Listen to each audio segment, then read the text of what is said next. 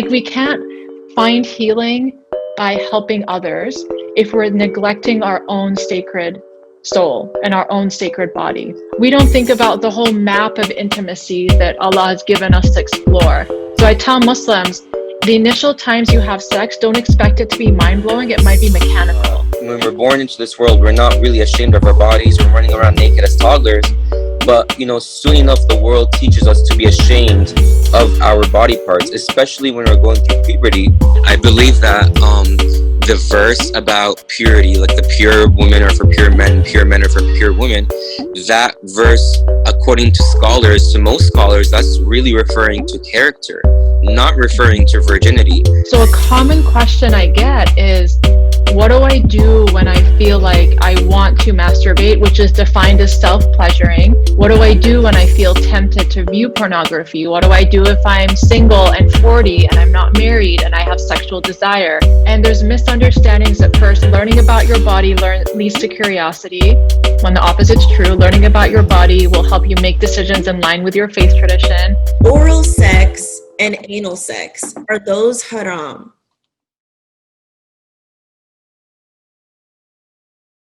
Assalamu alaikum, Chill fam. Welcome to Nikah and Chill. I am so excited. We have a very special episode. You clicked on this video on YouTube or the audio on Spotify or Apple Podcasts because you saw that 3-letter word on a Muslim podcast, sex, honey. We are talking about sex. We're talking about intimacy. Assalamu alaikum. It's so lovely to meet you both. And I'm so appreciative of this space that you create with the podcast and inviting me. My name is Sameera, and I've been in an interesting space of working with Muslims on the topic of sexual and mental health for about 12 years. And I'm from Canada. This is where my work started. I was working initially in Islamic schools with children who have special needs, and that transitioned to focusing on mental health education, and then noticing, hey, we're not talking about sexual health, and these schools aren't talking about issues that are coming up. So I started developing sexual health curriculum about 9 years ago using Islamic perspectives. I started teaching in classrooms, and that's where I fell in love with the topic. And so fast forward, I've been doing that work since then. I now live in Washington, D.C. area, and I worked for a Muslim nonprofit up until last year. And with my own spiritual journey, I realized that I really want to focus on uplifting our tradition of spirituality and psychology, which we have, 1,400 years of tradition.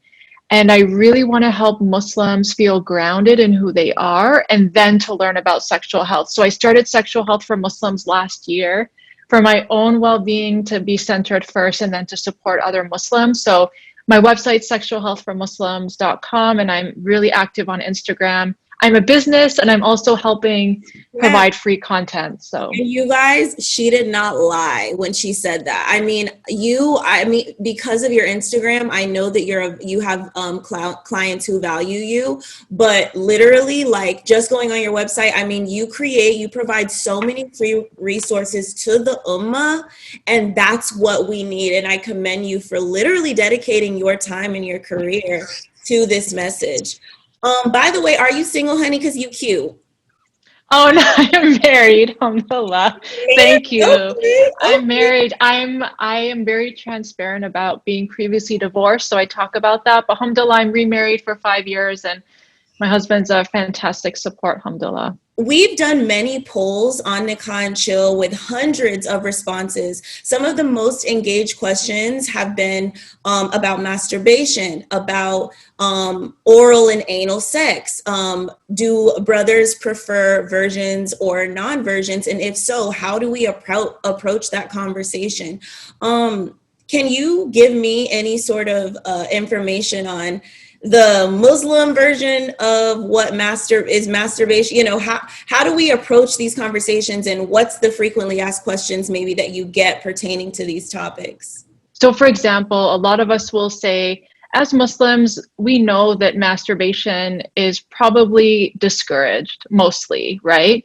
But then Muslims are still masturbating and accessing pornography. So the problem comes in terms of, well, why Islamically, right? And then how? How do we manage sexual desire? What do I do when I feel tempted to view pornography? What do I do if I'm single and 40 and I'm not married and I have sexual desire? So a common question I get is, what do I do when I feel like I want to masturbate, which is defined as self-pleasuring? And I want to also add that in the context of sexual intimacy, masturbation is helpful for a concept called foreplay. So when we talk about masturbation, we often think pornography, single men in their bedrooms. We have to expand the definition, first of all, right? And then understand why and how Islam encourages us to take certain actions with regards to the impacts of, for example, giving into our lust and desires kind of free-handedly. Like, what does that do to our soul and spirit? And what does it mean to share in masturbation and sexual intimacy with your spouse, which is a form of spiritual worship? And it's elevated to be ibadah, right? Worship. And it's the closest form of pleasure in the afterlife as well. So just briefly, like that context, a lot of Muslims aren't aware of. So a question I get is, hey, Sameera, like, is it normal to feel desire? Yes. Do I repress it? Ideally, no, because Islam gives us guidelines about how to manage our sexual desire, right? We don't stuff it down and pretend it doesn't exist. We can create outlets that aren't sexual. We can use intellectual knowledge to learn about desire. And then we can say, you know, as an empowered Muslim, I'm choosing to delay my sexual activity to focus on spiritual development. And then I'll share that with my spouse in marriage. Yeah, well, you know, subhanAllah, for me, I honestly, I always understood it. I was very able to understand why pornography was, you know, something that could like harm the person who's consuming it and also be harmful to the person who is producing it. One thing I never understood though is what's so wrong about masturbating? What does that really do to your spirit? Because I feel like that's such a halal way, or yeah, I always felt like it was a halal way to protect yourself from bigger harams, because you're not, you know, you're not committing zina in the sense of having sex outside of marriage. You're just pleasing yourself. So that's a common question I get, and I tell Muslims I'm not a scholar, and I'm also not here to tell people what to believe and think because there are so many people who do that already. Then there are others who will say, you know, I'm leaning towards it being a bit more impermissible, but not quite as impermissible as premarital sex or zina. And then I've also been contacted. Some Muslims will say, well, actually, I think it's completely permissible because there's a lot of gray area within Islam as well. You know, we think halal, haram. There are very few rulings, right? The rest is a Absolutely. mercy, right, to us. And so, like you said, there's kind of a few different schools of thought. And so I encourage Muslims to think about, you know, examine your own soul. Like, what is coming up for you? What are your intentions behind, for example, self-pleasure or masturbation? Are you kind of a prisoner of your ego when you look at lust? So, right, so kind of giving into your desires on a constant basis versus being able to manage them a bit carefully. So it takes a lot of insight and self-awareness, which I don't think Muslims are necessarily taught, right? Because we're taught do, don't, and fear. But we're not taught, you know, subhanAllah, we have a relationship with God and He created us to be sacred. Why not tap into that and ask for guidance and do mashura? So speaking to professionals and folks like you both, having a network of support and then figuring out benefits and harms, you know, asking Allah for guidance and then moving forward with a decision and being able to kind of take account for yourself and figure out, oh, I regret that, or that didn't feel great, or I'm okay with it. I had a question related to your answer. You know, one of the stories that we hear as Muslims growing up, and Christians and also other Abrahamic religions hear the story growing up, is the story about the fall of grace of humankind. You know, when men and women ate from the forbidden tree, what always perplexed me about this story was how after they ate from the tree of knowledge of good and evil, the very first thing that they envisioned was their own badness or their own shame, and they were ashamed of their genitalia. and they like ran to get fig leaves and cover themselves. And it's just almost as if like God wanted to protect them from the knowledge of shame. But it's very, I see a lot of like parallel correlations between our own lives, you know, here in the 21st century, of how we grow up. When we're born into this world, we're not really ashamed of our bodies. We're running around naked as toddlers. But, you know, soon enough, the world teaches us to be ashamed of our body parts, especially when we're going through puberty. So my question to you is, how do we unlearn shame? And is shame really godly, or is shame really some from like some evil entity out there? And how, more importantly, how do we stop teaching shame to our kids? That's really, how do we stop that cycle?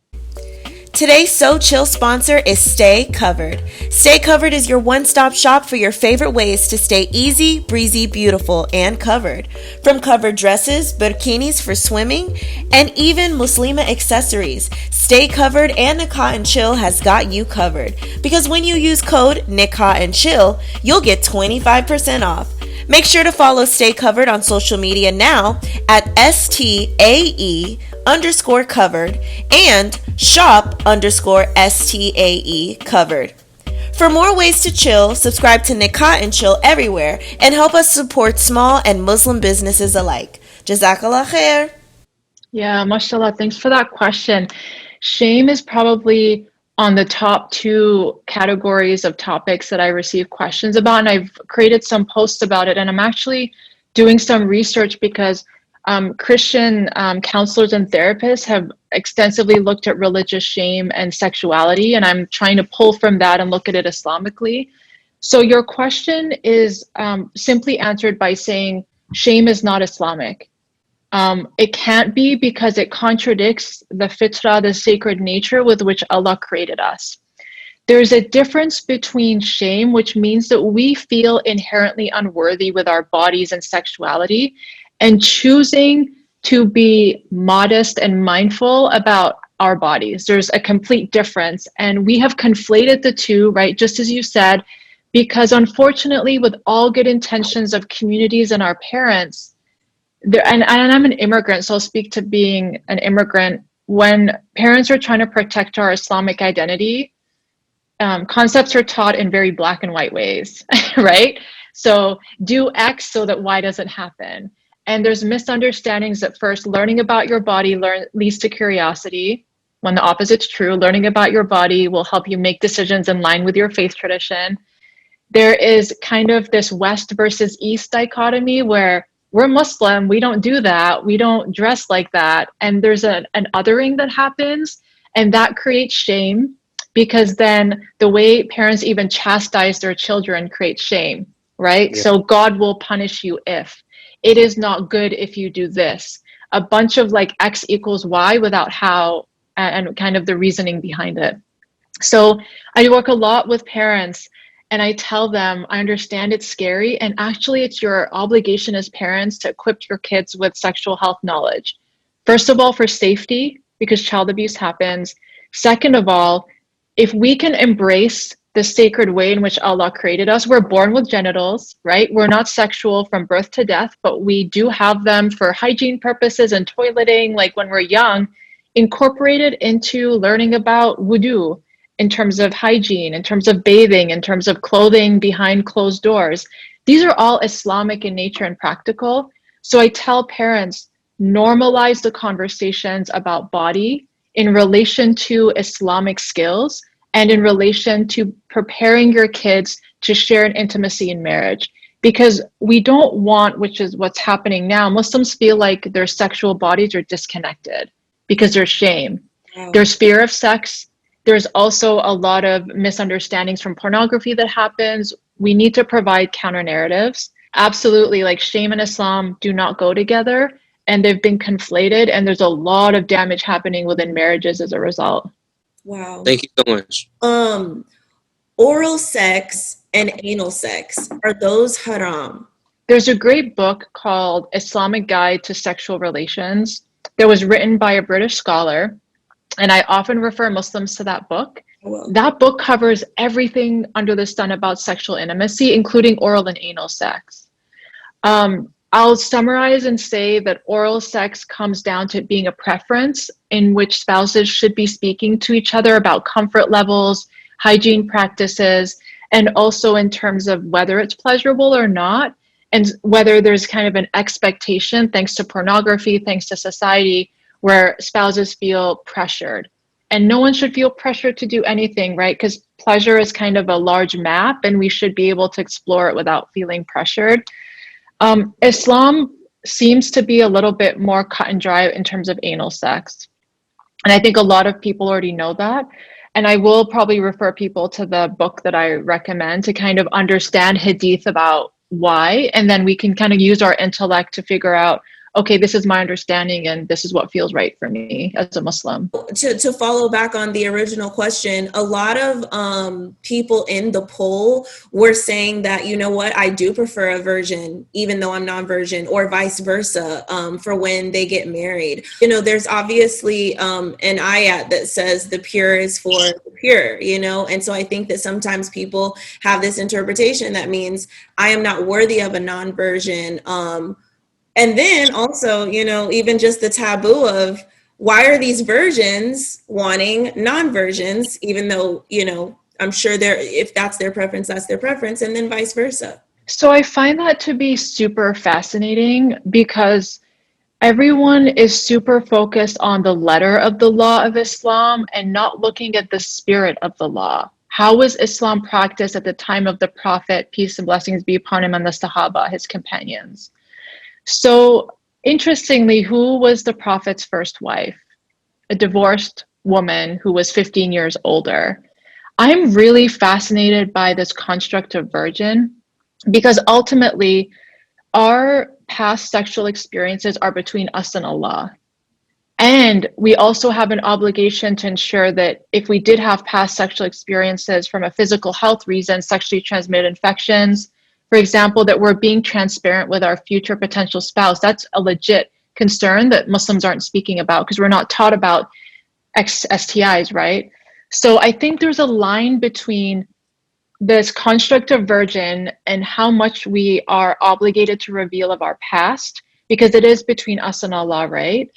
And this, again, and then understanding what virgin means, because so much of our hadith talk about people who were divorced and remarrying.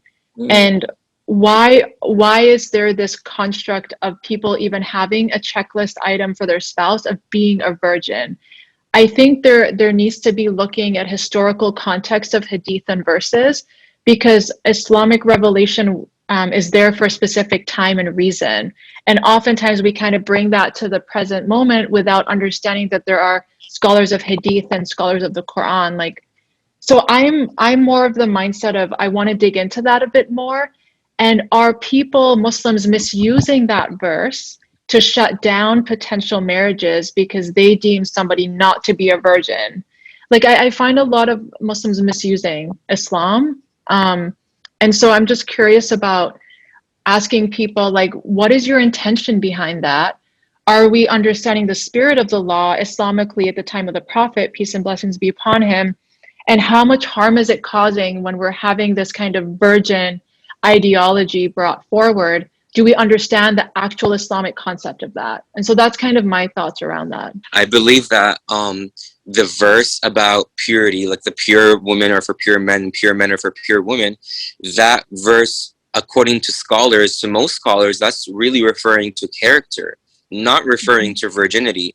And I think the whole concept of virginity is just a scam to further like shame us all, but specifically shame women who have been intimate before, because a lot of times men want virgins, and this is just from my experience of hearing men talking about how they want virgins, is really just so that she's easily pleased with the little that he might have, or, you know, in terms of skills sexually, and also so that they can control her and feel a sense of ownership over her body, that nobody else came on their territory, nobody else entered their territory. And I think the whole concept of virginity really stems from this perception that women are the property of men, and it's very un-Islamic. Yeah, I really appreciate you articulating that.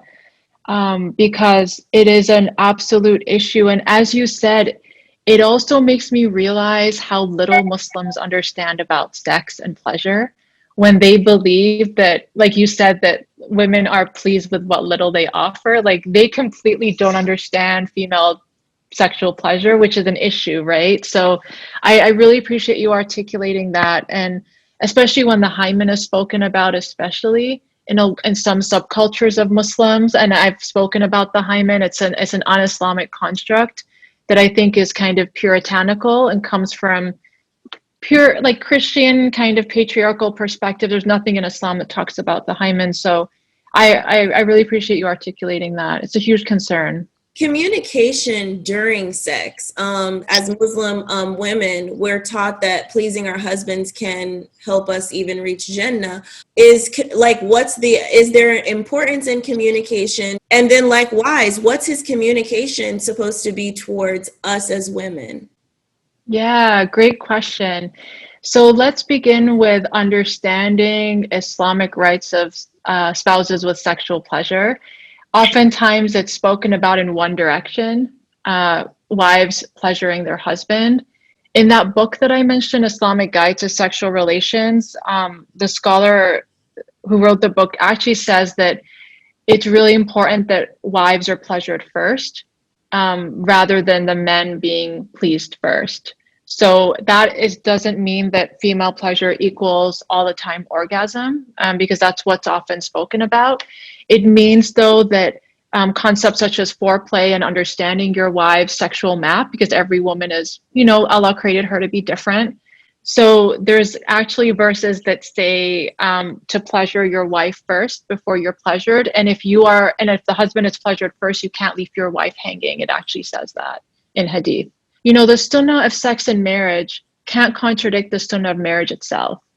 If marriage in Islam is like a garment, mutuality, compassion, and mercy, that has to be present in the bedroom, because our sexual intimacy is a culmination of our marriage, and it's an expression of it that adds, spiritual worship into it as well. So I always tell couples, is your sex life in the bedroom representative of the blessing and bounds of your marriage? So mutuality has to be there. Now, in terms of communication, yes, a lot of people are really hesitant about speaking during intimacy, and they're like, is this going to be a turnoff? It's awkward. And it's like, okay, it might feel that way, and your spouse can't read your mind about what's pleasurable. Either move their hand or tell them, can you try this instead? Or use different verbal language, for example. Affirm them. And this is kind of like intimacy is a verbal dance as well as a physical and sexual one, and emotional and spiritual, like all of those 5 things together.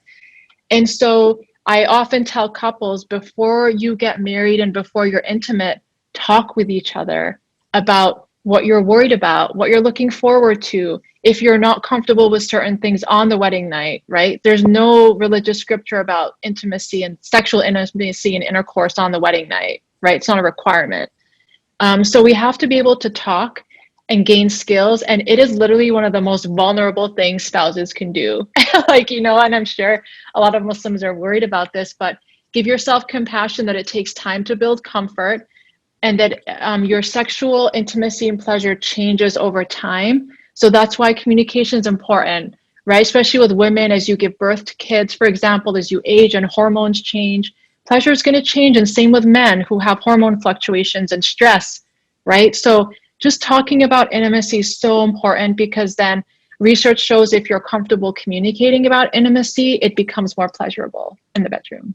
Oftentimes, I see that couples lose interest in each other sexually throughout years of being together, and it's almost as if is that when they first get married in their honeymoon phase, so to speak, they're having sex a few times a day, to then a few times a week, and then a couple times a month, and then it's like once a year, and then you're lucky if you get it once a year, right? Throughout the duration of marriage. And it's almost as if that sexual pleasure is a lot more sexy when you don't really know the person, but as soon as you start loving them more and more, the more deep your love and knowing of a person, the less sexual interest that you might have in them. Is that a correlation that I'm just seeing that's not really there, or is there any truth to the matter? That's a really great question. And I think it holds true for some people. I'm reading a book about this actually, written by a sex therapist. And I'm not done the book, so I can kind of share what I've read so far.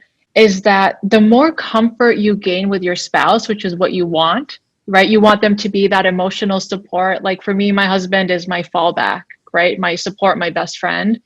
That can kind of affect the sexual dynamic between spouses. And as Muslims, we're not taught the skills of maintaining our sexual engines, right? So as life progresses with couples, stress increases, life situation, family involvement, moving, work issues, having kids, being pregnant, postpartum, taking care of elderly parents. Like if we look at the trajectory of a married couple's life, it's not stagnant. And the honeymoon phase, as you mentioned, is typically when actually both think two things can happen. Sex can be great, but I actually think it's often not, because you're just learning your spouse's body. So it feels a bit awkward and uncomfortable. And actually, John Gottman shares that a lot of couples who learn about sex, the most pleasure they have is after 20 years of marriage, because Wow. they are so, yeah, they're so comfortable with their spouse and they've learned each other's bodies and pleasure that they've been able to kind of evolve in their sexual intimacy. So I tell Muslims, the initial times you have sex, don't expect it to be mind-blowing. It might be mechanical, and that's okay, because we don't know our spouse's bodies and we're just thinking, we limit sexual intimacy to intercourse is what I want to say. Yeah. We think about just two body parts going together. We don't think about the whole map of intimacy that Allah has given us to explore. So I think that's one reason why we struggle when we feel like the flame has been turned down. We don't have skills to turn it back up. So adding things in kind of like spontaneity in terms of where you have sex in your house, for example, planning specific new adventures with your spouse, new date nights, being able to do weekend getaways if you can, trying to date your spouse again, doing different things. So you're adding a bit of like newness to your relationship, and you're exploring different ways of being intimate. So what turns on a spouse in year 10 is probably not the same as year 1 or 2 or even year 9 of a marriage, because our sexualities just change so much, and especially women are affected by stress and hormones for both spouses. So if that answers your question, it's kind of like you have to do a routine maintenance, as if sexual intimacy is like a car. We go for oil changes with our car. We have to invest in figuring out, man, like what's going on with intimacy? How can we add some newness, and then kind of learn new skills and see our spouse in a slightly different way? I had another question, which is, I know this one's a little bit even more sensitive: sexual trauma. I can't tell you, there has been a number of people who have been like, so vulnerable and confided in me with their sexual trauma as children. And it's something that we don't really talk about. But they grow up and then they get married, or they refuse to get married. If they get married, it's awkward for them to have sex, and they don't know how to approach sex anymore. And a lot of times, a lot of these people don't even end up getting married. They just run away from it forever because of the pain that they suffer from. And so really my question is, how do we tackle the subject within our communities? Yeah, thanks for bringing it up. So I don't think I mentioned, I actually worked in the child sexual abuse prevention space and just sexual violence prevention space for a while. So even though I've done sex ed, it's been for the purpose of violence prevention. And I've worked with survivors of childhood sexual abuse, and I've experienced my own trauma, and I understand the impacts of that. So I appreciate you bringing it up. And to anyone who's out there, you're definitely not alone. It's unfortunately way too prevalent and not spoken about. So your question is important because, first of all, for people to understand that your struggles are not in your head, they're coming from your trauma.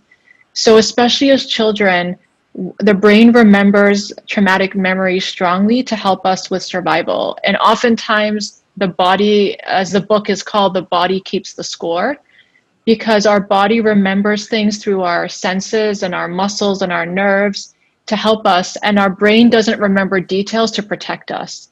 right? So it doesn't want us remembering everything for that reason. And I've done a lot of workshops and content on trauma, which I can share some. I've shared some on Instagram, but I can share that in the resources. So I think, to simplify an answer to your question, number one, we need to create space for survivors to understand how trauma manifests and to understand what's going on in their body, mind, and soul. I find that empowering survivors with that information gives them, oh, this is what's happening. I can understand why I'm having flashbacks, why I'm having triggers, why I don't want to be in an intimate relationship. 100% it's coming from your trauma. The second is to explore holistic avenues of healing. Unfortunately, when we talk about healing in the Western perspective, it's like mind and therapy focus, which is very helpful. And we have to understand that our brain has different hierarchy levels, and we need to be able to feel safe first. We have to be able to be present and mindful. We have to be able to learn how to be in our body. So I teach trauma-informed yoga, for example, to help people understand how to be safe on their yoga mat and to be in control over their body and environment. And then when they're able to regulate, as it's called, then they're like, oh, now I can get into my head and think about kind of therapeutic avenues of healing, right? So there's different levels of healing that we can approach, focusing on our being present and safe, therapy, and then spiritual healing. You know, for survivors where religion was misused against them, that can create kind of a soul death. How do you identify as a Muslim now when your faith tradition and way of life was misused against you, and you were traumatized? So spiritual healing is something that I'm starting to kind of explore to provide supports around, in terms of how do we as a Muslim understand our trauma? So for me, I actually for a long time said, God gave me this trauma so I can do this work in Muslim spaces and prevent harm from happening. I actually realized that that doesn't fit the sacred way in which God created me and everybody else. God did not create me to sacrifice myself so I can keep doing work with other Muslims. So we can't ideally, right? Like, we can't find healing by helping others if we're neglecting our own sacred soul and our own sacred body. So that's why I've shifted with this work in terms of our work is ourselves, and be compassionate with yourself in terms of having traumatic experiences, and how can we use spirituality, mental health, other forms of body healing like yoga, for example, to help us rebuild the sacredness that's already in there. And a lot of people feel like they're not sacred or spiritual when they've experienced trauma. Nothing can ultimately take away the way Allah created us. It's there. It's just been kind of covered and veiled by trauma. I want to say that I really appreciate that you changed your perspective on how you even looked at your own experience as something as, oh, well, Allah, gave me this experience so that I can do better for the Muslim world. Because a lot of times when we do have traumatic experiences, right, we try to like justify them or make sense out of nonsense and say, well, what kills you doesn't make you stronger, but I shouldn't have to be stronger. I should have been safe. I should have been protected, And so a lot of times we fall into that mindset of trying to give it a greater purpose, So I want to say thank you so much for that. It's human nature to try and make sense of our experiences. And especially as Muslims, when we're connected to a higher being, that's even more of a thing that we do, right? How can I understand my experiences in relation to God placing me on earth? And I often tell Muslims, we do the best we can with understanding ourselves with what we know. And if we're not taught other perspectives that are spiritual, other perspectives of healing, it's hard to create other understandings of trauma. And so I think ultimately, I'm trying to help create spaces where people can look at other perspectives, so that, Islam is all about having awareness of your thoughts. And as survivors, if we can have an awareness of what is my understanding and how I can control my understanding to gain control over the fact that I couldn't control my trauma, but I can control that thought process I have, and you can reclaim kind of that experience and say, how can I work with this so that I'm, starting to heal and move forward with it? you were relating sex between spouses as a form of worship, and I've heard that before. I kind of want you to express a little bit more deeply on a little bit of the mysticism that you find in it. How is it being intimate with your spouse? How is that correlated, or how is it parallel with worshiping the divine? The divine. Yeah, that's a good question. I want to say I'm kind of learning more about this recently, so I can articulate a little bit of what I know. And I'm trying to be vulnerable of like, I don't have all the answers, because Islam just is, subhanAllah, faith tradition that has like unlimited depth. And I don't know if any of us as humans can understand it, subhanAllah. Recently, I've been reading that sex between spouses is a divine form of worship because Allah created it to be a taste of the pleasures in the hereafter. I mean, we understand that sex is the most intimate form of our marriage, right? Like it's the most vulnerable. And we also know that, yeah, it's a form of worship, but that's the reasoning why I'm reading in terms of it. Allah kind of is giving us a taste of the hereafter. Yeah. SubhanAllah. Absolutely. Well, thank you so much for joining us. This was incredible. You guys, I think that we have to remember that intimacy, whether physical, emotional, mental, is mind, body, and soul, you guys. We have to, inshallah, try to get those aligned. We don't want to have to wait 20 years to have the good, communicated, wonderful sex that you know, as a statistic, 20 years is a long time. We need to be more communicated with our partners, inshallah. Definitely share this video, you guys. Leave comments, things that maybe resonated with you, anything that you could have related to. Definitely drop a comment and make sure that you follow her everywhere. Sameera can be found at Sexual Health for Muslims everywhere. She's got Instagram, Facebook, online courses on her website, but make sure you follow her at Sexual Health for Muslims. And I know that you offer one-on-one, so it's a great opportunity if you guys want to be able to get more personal with anything that you've heard or maybe your own experiences. And then, of course, follow at Nikah and Chill everywhere, guys. I'm really excited. This is only the beginning, so keep it locked.